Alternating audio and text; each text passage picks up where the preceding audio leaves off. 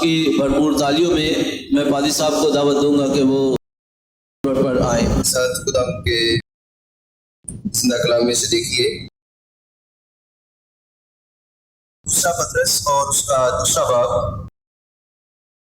اور اس کی پہلی 2 آیات میں آپ کے سامنے تلاوت کروں گا۔ یہ پورا باب ہی اس سلسلے میں ہے لیکن ہم صرف 2 آیات اس میں سے پڑھیں گے۔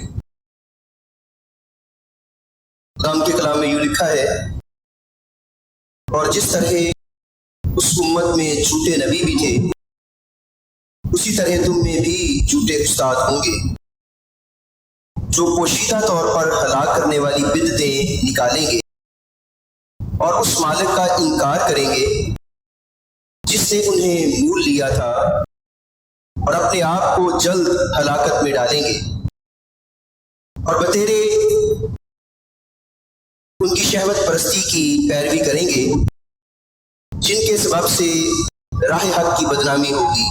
خدا ان کی برکت اس کے سزا پاک کلام کے پڑھے اور سنے جانے پر ہو، آمین۔ خدا ان کا شکر ہو۔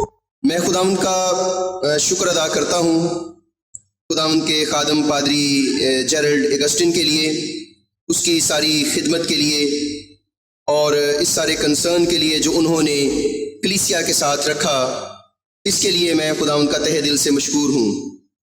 جو موضوع خدا کے خادم نے رکھا بڑا ہی یہ ثقیل موضوع ہے، بڑا ہی مشکل موضوع ہے، اور اس پہ بات کرنا اور لوگوں کی توجہ بنائے رکھنا یہ بڑا مشکل کام ہوتا ہے۔ اور جب انہوں نے مجھے کہا کہ آپ نے جو بدعات ہیں تو ان کے بارے میں اور ان کی تھیولوجی کیا ہے یا ان کی تعلیم کیا ہے، یہ زیادہ مناسب لفظ ہے، ان کی تعلیم کیا ہے اور کہاں کہاں وہ بائبل کے ساتھ متصادم ہیں، تو وہ آپ نے بتانا ہے اس سیشن میں، کیونکہ ہمارا موضوع ایک ہی ہے، اس میں کوئی خاص ٹاپک نہیں ہے، اس میں صرف یہ ہے کہ بدعات اور مسیحی عقیدہ کیا ہے۔ اس میں بڑی آزادی بھی ہے، اور جب آزادی ہوتی ہے تو آزادی کو مینٹین رکھنا بڑا مشکل ہوتا ہے۔ اور جب میں ان چیزوں کو پڑھ رہا تھا تو مجھے حیرانگی ہو رہی تھی ان ناموں کو دیکھ کے کہ کن کن ناموں سے بدعات ہمارے درمیان موجود ہوتی ہیں، کن کن ناموں سے وہ آتی ہیں، اور کیسے کیسے اچھے نام انہوں نے رکھے ہوتے ہیں، اور کیسے کیسے اچھے ناموں سے وہ اپنے آپ کو متعارف کرواتی ہیں۔ بدعات کا مجھے نہیں پتا کہ دنیا میں کتنی ہیں، لیکن میں صرف ایک ملک کو جانتا ہوں جس کا ذکر جو کاؤنٹنگ میں آتا ہے۔ صرف امریکہ میں 5000 سے زیادہ بدعات ہیں، صرف اکیلے امریکہ میں 5000 سے زیادہ بدعات ہیں، اور ان میں جو باقی ملک ہیں ان میں بہت ساری ایسی بدعتیں تھیں جو مین جو 5 بدعتیں تھیں ان سے پھر آگے ساری کی ساری بدعات نے جنم لیا۔ ہم یہ یہاں پہ جماعت بیٹھے ہوئے ہیں، اور یہ جماعت ہم نے ایک سیمینار یا دعا یا کنونشن یا روزہ کوئی بھی ایسی چیز رکھی ہے، اور اس میں کسی ایک بندے نے اختلاف کیا اور ایک بندے کے اختلاف سے آگے پھر اس نے اپنی مشن شروع کر لی۔ میں اس کا چیدہ آپ کو چیزیں ضرور بتاؤں گا۔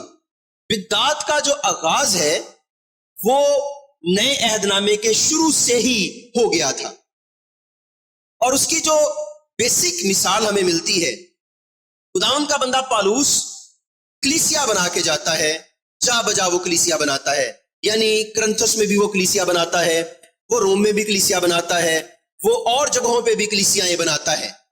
لیکن جیسے وہ کلیسیا بنا کے واپس جاتا ہے تو لوگ پیچھے سے کیا کہتے ہیں کہ پالوس اتنا اچھا پیغام نہیں دیتا، اپلوس جو ہے وہ زیادہ اچھا پیغام دیتا ہے۔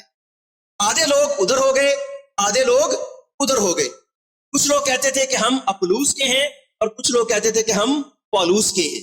یہ پہلی ہمیں جو ڈسٹریکشن یا ڈویژن کلام مقدس میں ملتی ہے کہ لوگ پہلی مرتبہ تھوڑے سے ڈیوائیڈ ہوئے، اور پالوس کہتا ہے جب وہ واپس آتا ہے تو کہنا تو یہ چاہیے نا، ایک بندے نے یہ چرچ بنایا ہو، اس نے ایک ایک اینٹ لگائی ہو، اس نے youth, Sunday school, choir, church committee, جو سارا کا سارا کام ہے وہ کیا ہو، اور اس کے بعد کوئی دوسرا بندہ آ کے یہاں پہ اپوائنٹ ہو اور اس کی زیادہ جو ترویج ہو جائے یا زیادہ واہ واہ ہو جائے، اور لوگ کہیں کہ یہ بندہ زیادہ اچھا ہے، اور کچھ لوگ کہیں کہ یہ بندہ اچھا نہیں ہے، جو پہلے بندہ تھا وہ کیا ہے، زیادہ اچھا ہے۔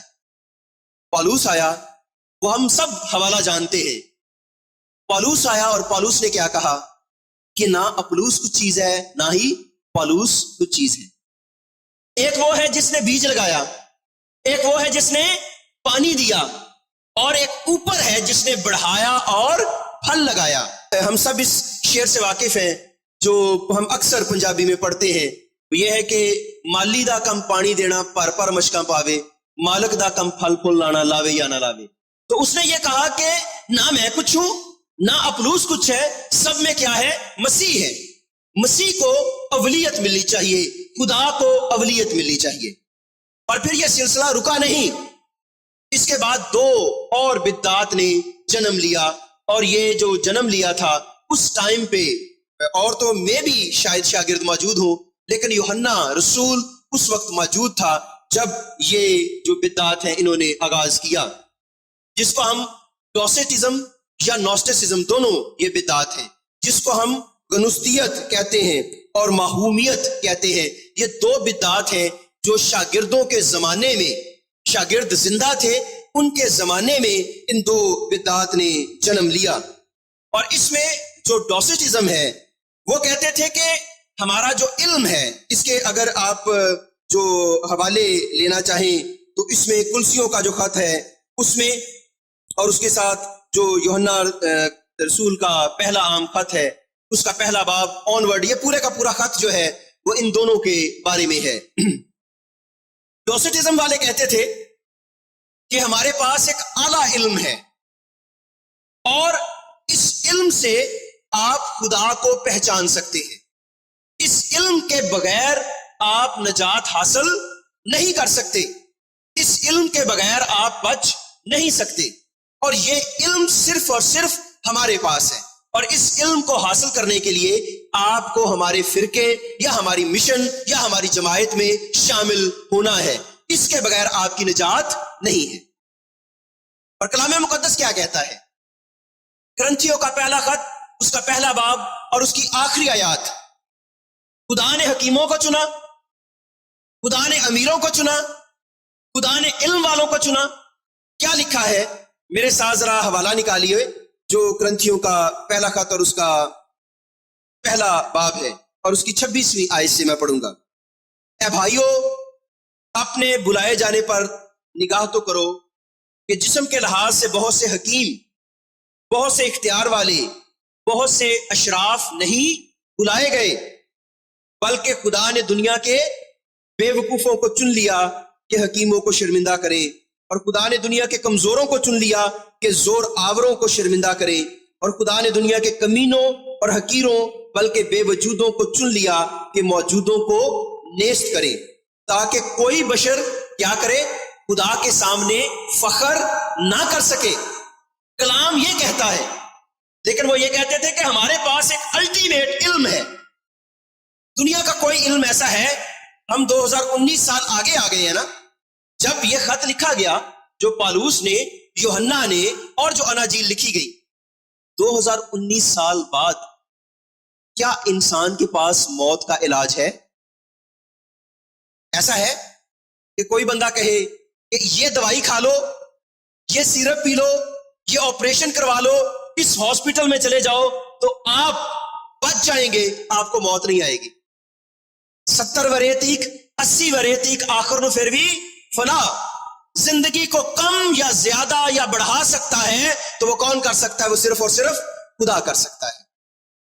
خداوند کا خوف حکمت کا شروع ہے، جو مثال کی کتاب کے پہلے باب میں ہمیں ملتا ہے۔ اس کے بغیر علم نہیں ہے، اس کے بغیر دانش نہیں ہے۔ اسی لیے لوگ کہتے تھے کہ یہ ان پڑھ لوگ ہیں۔ کون؟ خداوند یسوع مسیح کے شاگرد۔ ان میں یہ عقل کی باتیں کہاں سے آ گئی؟ ایون کہ مسیح خداوند کے لیے یہ بات کہتے تھے کہ یہ بڑھئی کا بیٹا ہے، اس میں یہ حکمت کی باتیں کہاں سے آ گئی؟ جب خدا کرم کرتا ہے، رحم کرتا ہے، تو پھر آپ کو عقل آتی ہے۔ کتنے لوگ تھے جو سیب کو نیچے گرتا ہوا دیکھتے تھے؟ لیکن کسی کو نہیں پتا چلا کہ زمین کے نیچے یہ کیوں آتا ہے، اوپر کو کیوں نہیں جاتا۔ خدا نے کس کو عقل دی؟ آئزک نیوٹن کو۔ اور آپ کو پتا ہے کہ دنیا میں سب سے اچھی جو دانیل کی تفسیر کی گئی ہے وہ کس نے کی ہے؟ دنیا میں بہترین جو دانیل کی تفسیر ہے وہ آئزک نیوٹن نے کی۔ ہم اس طور سے پڑھتے ہی نہیں ہیں کہ ہم دیکھیں کہ یہ چیزیں کیا ہیں۔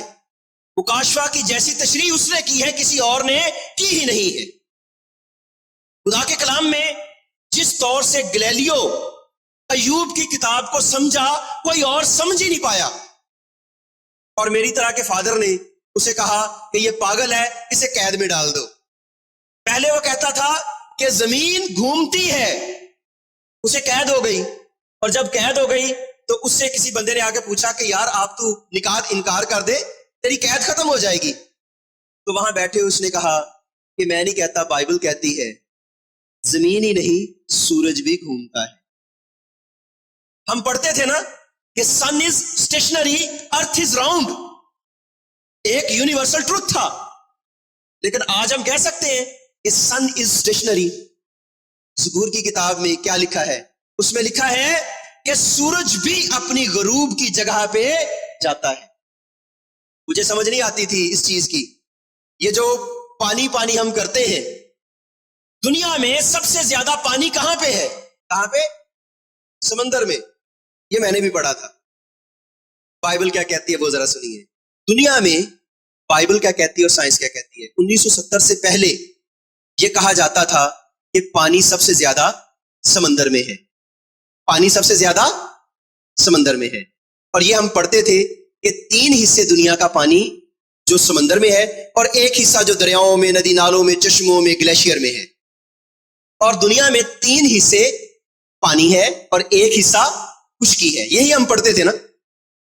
لیکن ایک گیت گاتے ہیں ہم، بار بار گاتے ہیں، شکر یہوہ داہی کرو کرو شکر۔ اب سے جب آپ گائیں گے تو آپ کی پرسیپشن چینج ہو جائے گی۔ شکر یہوہ داہی کرو کرو شکر یہوہ دا۔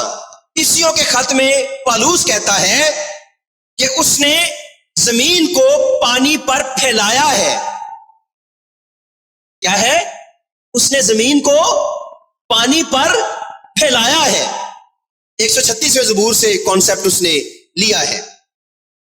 1970 میں جب یہ ساری چیزیں ہوئی تو سائنسدان جو امریکہ کے تھے وہ انڈر گراؤنڈ گئے۔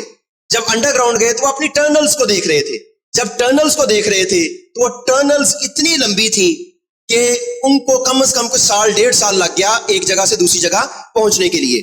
تو وہ نشان لگا دیتے تھے کہ ہم یہاں پہ ہیں، ڈرل کرتے تھے، اوپر سے جی پی ایس سے بھیجتے تھے سینسر نیچے، تو وہاں پہ وہ ڈرل کرتے تھے، وہاں سے وہ باہر آ جاتے تھے۔ اتنی کیپیسٹی نہیں تھی کہ وہ اتنی آکسیجن لے کے اندر جا سکے۔ جہاں ان کی آکسیجن ختم ہونے لگتی تھی وہ اشارہ بھیجتے تھے، وہاں سے پھر ان کو نکال لیتے تھے، وہاں سے پھر وہ آگے جاتے تھے۔ تو اس طریقے سے ان کو 1970 میں پتا چلا کہ دنیا میں سب سے زیادہ پانی کہاں پہ ہے۔